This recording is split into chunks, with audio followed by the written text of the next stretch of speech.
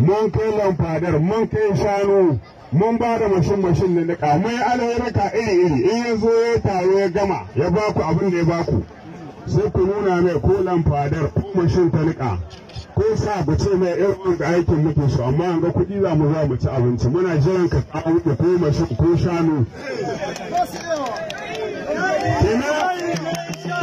In ba su yawa, to amshi kayan su kan ku kula da su. Kuna fatan nan ne ya gaba waɗannan ‘yan da ciki da suka sai karta sallaka suka ba ɗayanku, kuna son su komo nan gaba? To ku kama wa mutumar da gwamnatinsu da yarda Allah.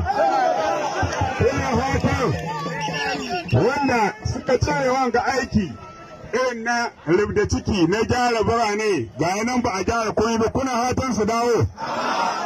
Kuna fatan wanda suka iske an tono mu mai cikin ƙasa suka zo suka ba mu shi 110 abu suka saida wa 'yan Najeriya dala 40, kuna fatan su dawo?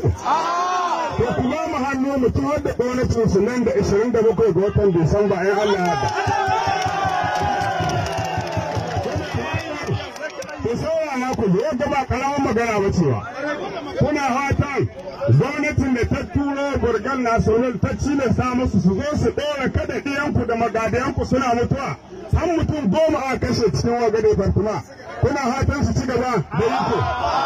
To ku kama mu da yarda Allah ranar 27 mu kifar da gwamnatin su in Allah ya. Kuna fata wanda suka bar ɗiyanku babu karatu suna karatu cikin lakwal ta zana, alhali kuma su ke da haƙƙin su ba ku karaye su ba ku karatu, kuna fatan su ci gaba ɗiyanku su lalace su koma kinnafin?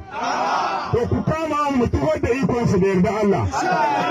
Kuna fatan wanda mutumin nan cikin ku sai ya saci ɗan akuya ko ya saci salula ko ya saci sa a kai shi gidan kaso ya shekara 5, wanda ya ɗebi kuɗin ƙasa miliyan 200 ko miliyan 100 ko miliyan 3 shi a ƙi mai shari'a, kuna hatan rashin shari'a?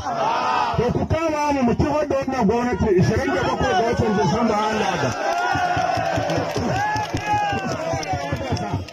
Wannan ba harka taɓi ce ba, wanga da wanda muke gaya muku, billahi allazi la ilaha illa huwa.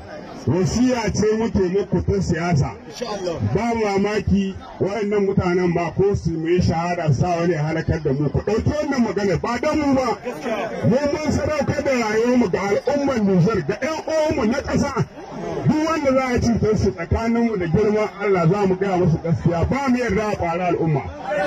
Magana kuma ta wadda ya kamata in ƙara muku ita, duk wanda ke nan ne cikin wagga karkara ko ta Nijar ko tana ko iyakanmu da Nijar da sauransu, matsalar tsaron ga lokacin gwamnatin baya muna da ita.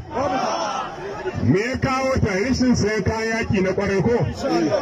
Kuna son yadda aka mai da taki na ƙasa daga jika 13.5 aka mai da 'yan kasuwa suka saida muku shi jika 20 ayyuku ta na kushe da hatsin ku yake tashi, kuna son ci gaba da iko? Ku kama mu tufar da su da yarda Allah.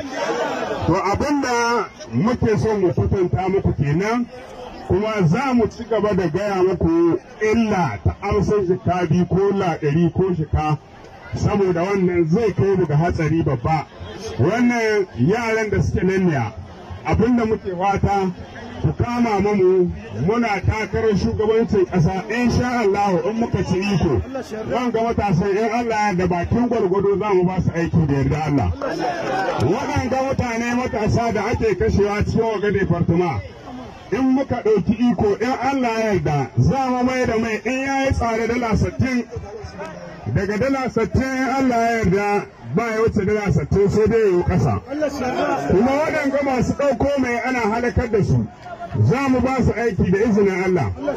Za mu kawo ɗan moto wayannan da tankin shi da komi, mu ba su ɗora zuwa ana matsa musu cikin mutunci, su shiga cikin karkara suna sai da masu noman rani insha Allah.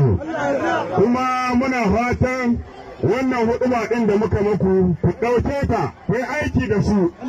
Yan da ciki in suka zo kar ku saurare su, kar ku saurari abin da za su gani, ku saurari abin da za su kawo muku, ku amsa ku ci, ku luwan sharaf ku ci ku sha, ya halitta gare ku.